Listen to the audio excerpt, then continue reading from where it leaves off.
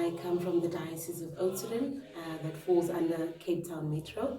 I am the SECCL Executive Secretary.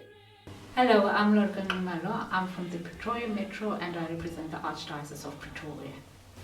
Hello all, my name is Patrick Ngobu. I belong to Johannesburg Metro and my diocese is Witbank. Well, hello beautiful everyone. I'm Ursula Collins and I'm from the Durban Metro, the Archdiocese of Durban. Hi everyone, Gordon from the Metro of Bloemfontein, but from the Diocese of Kimberley. One thing that we've been struggling with is after the AGM we're trying to find purpose as to what am I supposed to do when I go back. So this year, because there was a need of, we want to know what is our responsibility when we go back, what are the things that we need to tackle when we go back, looking from the feedback that we received with last year's AGM. So this year was mostly answering to the question, what is my duty? What is my task? What do I report on when I leave here and go back to my diocese? And I feel like a huge part of that is answered. One of the aspects is appreciation of the fact that laity have a role to play. And our role is to be able to look at equity, justice and transformation that is essential. That there is hope for our country and there's hope for our church. Not only as a church but as a complete community of people. The other aspect that stands out for me is having our bishops here. And that shows that being pilgrims of hope, that we are journeying together and that we're certainly following in the synodality and the synodal process that is taking place. Of course, it is just being here is a highlight. Annually, coming to the AGM and coming to meet with fellow brothers and sisters from the rest of the conference area is a highlight by itself. But of course, the program is quite packed and it deals with a diversity of issues that impact on the life of the church, the involvement of the laity, and also sharing ideas and getting an opportunity to hear from other dioceses how they do things. We are, after all, the universal church, and it's important as lay people that we take our position in our role in the church. And so the highlight particularly for this one was using whatever resources that we have to ensure a sustainable and self-reliant church.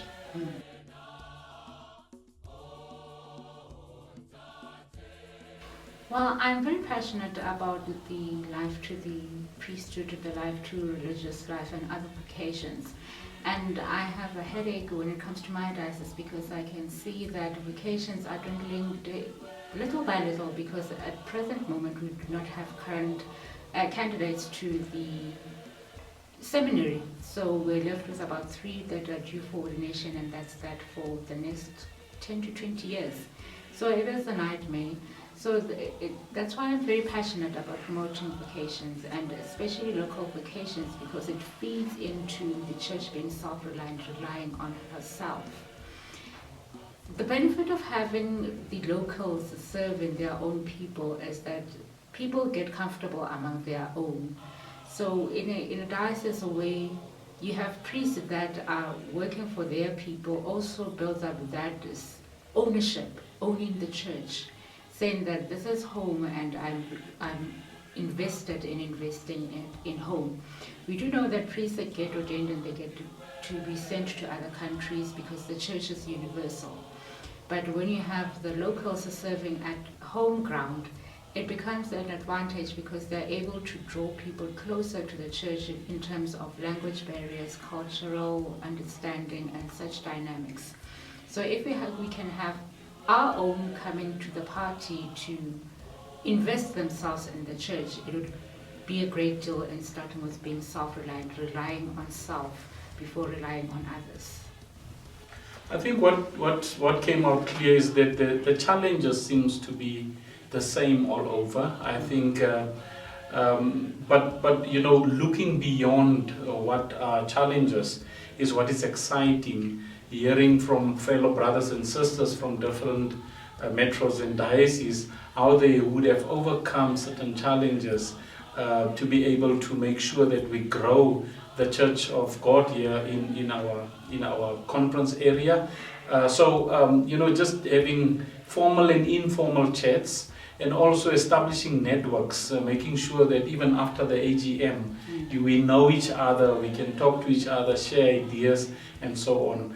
And also the priests that are here, the presentation that was done, for example, by Father Mdunu on the outcomes of the last plenary and the issues that were presented to plenary. It is exciting to hear that, for example, the Day of the Laity has been approved by conference, where we'll have programs throughout the conference area to again remind the faithful of the important role that they play in the church. For myself, it's always exciting to be able to know that I can learn as a representative and learn from the different dioceses. Not just challenges, as we did mention, but there's something new that comes out of every single person and every single diocese, and that there is possibilities within the church structure. But not only that, learning that we all have our own gifts and talents, and with those gifts and talents, if we are individuals, it's going to be difficult. But imagine how powerful, with the laity coming together with a network, being able to establish our church, which has been a foundation for so many years, but being able to strengthen it and move it forward with our skills, talents, and treasures that we have. The other thing that I like is the fact that we've been challenged now as the Laity Council to not only be self-sustaining church, but a self-sustaining laity SACCL.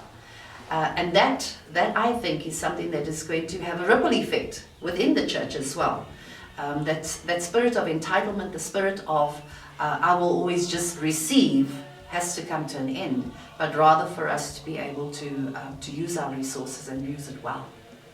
To the self-sufficiency, it was actually a hot topic, and one of the things that stood out that was presented as, or given like as feedback, was that we are a spoiled church, coming from the history of being supported by missionaries, and now that time is gone, and now we claim this church that it's our church, yet we want to rely on other people's support and do the bare minimum.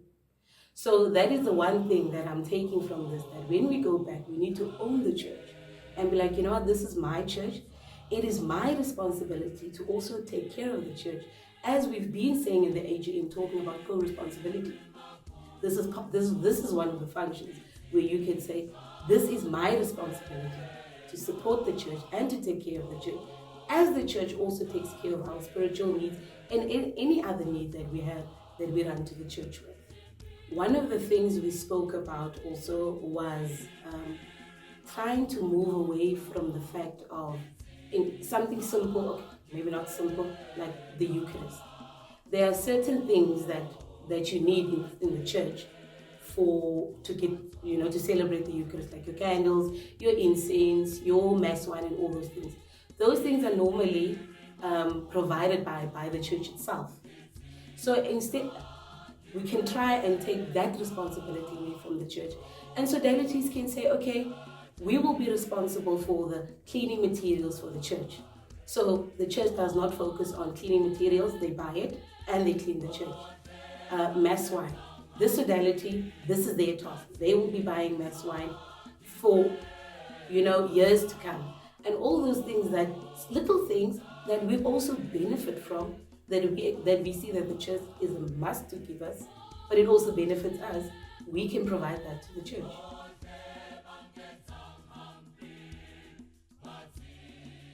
The young people are hungry to participate in the church. The young people are hungry to come and bring in their energy into the church. Open the doors for the youth. Listen to the young people. Because the people that are there right now will not be there forever. It is us, the young people, who will take over in the church in the next years to come. So when we are kept aside, there's no chance for us to learn.